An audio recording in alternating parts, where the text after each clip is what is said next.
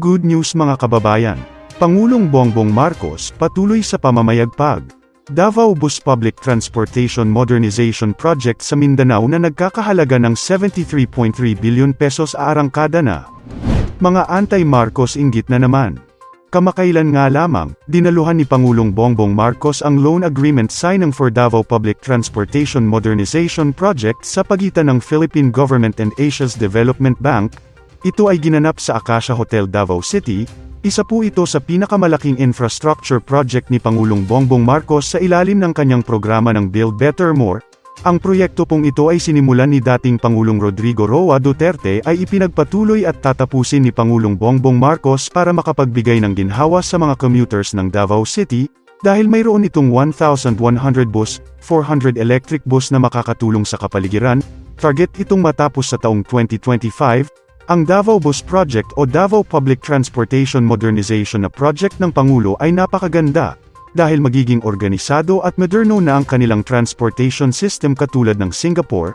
Ang proyektong ito ng Administrasyong Marcos ay maglalayon na mas mapababa pa ang singil ng pamasahe at mas magbibigay ng maraming trabaho sa mga Pilipino, at mas mapapabilis pa ang pag-accelerate ng ekonomiya ng Davao City. Samantala, hindi naman mapigilan ng marami sa ating mga kababayan na magbigay ng kanilang hinaing at komento sa mundo ng social media, at ayon pa sa kanila. Tama po, kung hindi sana nauto ang mga taong sumali sa EDSA noon, mas nauna pa sana tayo kaysa Singapore.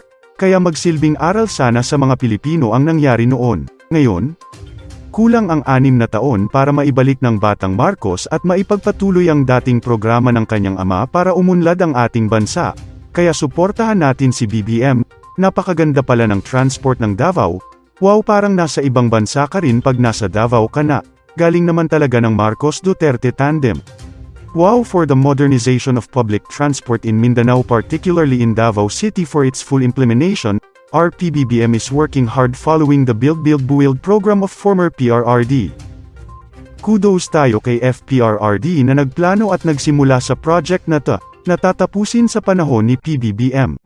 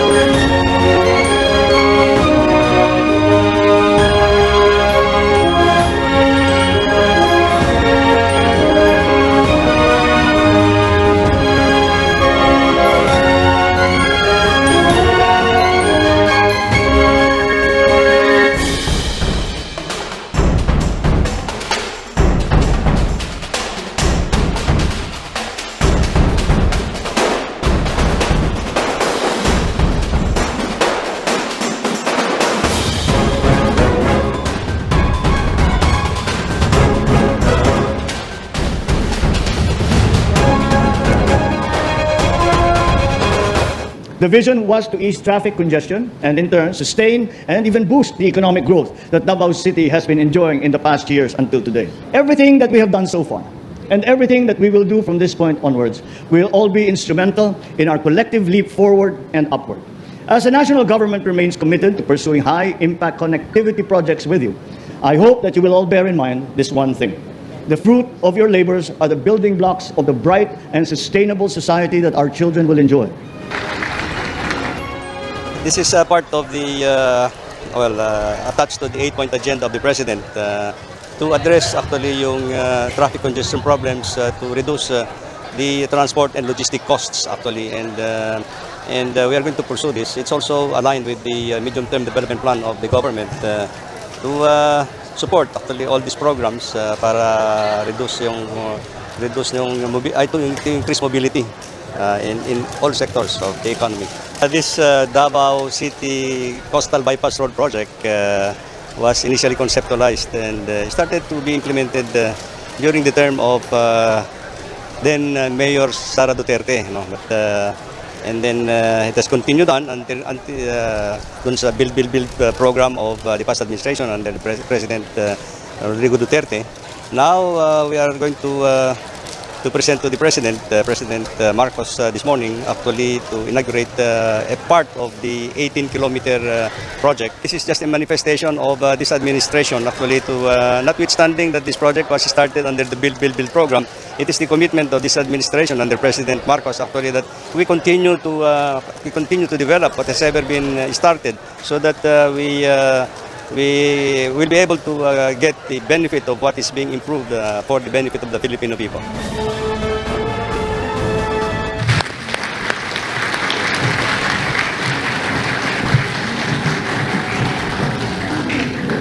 Thank you very much for the charming introduction from the Vice President and concurrent Department of Education Secretary, VP SARA, VP SARA Duterte, the Public Works and Highways Secretary, MANNY, of course, here present also that we are very lucky that you get two for the price of one dahil nandito rin si Senator Amy Marcos. Davao City Mayor Baste Duterte, Davao City Vice Mayor, Vice Mayor Kitain, fellow workers in government, all the distinguished guests, ladies and gentlemen, good morning. I warmly welcome everyone as we inaugurate the first segment of the Davao City Coastal Bypass Road. Before anything, let me join with our Vice President to recognize the Vice President's presence, who is here today, and who has decided to join us to see the fruition of a project that started during her mayoral incumbency. Also of extreme importance to the completion of this project, we must acknowledge my predecessor, someone who was a central part central part to bringing us here all today, the former President Rodrigo Roa Duterte. Ladies and gentlemen, in 2017, the groundwork for this project began. Despite the challenges brought about by the COVID pandemic, we have witnessed this project slowly progress. 6 years now since the project has begun. We now stand in front of the first completed segment, the one that runs from Bago Aplaya to Times Beach, which is also the longest segment of all. Let us not forget that the work started long before these past 6 years. It all started with our leader's vision for our people. This project forms part of the Philippine High Standard Highway Network, which was made with the goal in mind to connect all our country's major islands. For this project in particular, the vision was to ease traffic congestion and in turn sustain and even boost the economic growth that Davao City has been enjoying in the past years until today. The objective is also to make the progress more inclusive and more relevant to everyone's daily life through a highly interconnected road network. And while we are only opening the first kilometers of the more than 17-kilometer project, we expect this already to provide some relief to Mindanaoans, especially those who wish access to downtown Davao. This will help in transporting goods in and out of the city, making access to basic necessities easier for communities, for businesses, and for consumers. Aside from transportation, this road project also features walkways, bicycle lanes, linear parks, public spaces that our people need for their comfort, happiness, and well-being. I can imagine already the locals, and especially our tourists, taking a stroll and while looking at the view, feeling the breeze coming in from the coast, and taking with them the energy and peace they need to go about with their daily lives, with memories of Davao City and the Philippines. Add to that, the fact that this will also form as a protection against storm surges. This project of the Department of Public Works and Highways is indeed anchored in well-thought-out master plans. For this, we have to recognize our fellow workers in government, especially those in the Department of Public Works and Highways who have toiled diligently, patiently and passionately to bring this to fruition. Yan po ang ating dapat pasalamatan at hikayatin po na ipagpatuloy ang kanilang sipag at ang kanilang magandang trabaho. Kaya't nakumpleto na itong unang phase 1. Ito naman ay masasabi natin na umpisa pa lang Kaya yung ating mga kasamahan sa DPWH, sige lang, tuloy-tuloy lang. Yung ipinakita niyong napakagandang trabaho dito sa unang bahagi nitong Coastal Road ay patuloy natin ipakita para mabilis matapos, maganda sa budget, at makatulong sa taong bayan. We also have to recognize and thank JICA, or the Japan International Cooperation Agency, all the other development partners as well, for they have shared their expertise with the Philippine government to improve our infrastructure. Everything that we have done so far, and everything that we will do from this point onwards, will all be instrumental in our collective leap forward and upward. I call on the DPWH and everyone involved in this, and all the other infrastructure projects. The work needs to be done. Strive to finish the remaining segments, and let us do it within schedule so that our people may reap and truly enjoy the maximum benefits of your hard work. As the national government remains committed to pursuing high-impact connectivity projects with you, I hope that you will all bear in mind this one thing. The fruit of your labors are the building blocks of the bright and sustainable society that our children will enjoy. Let us continue working as one towards becoming an interconnected and thus thriving Philippines.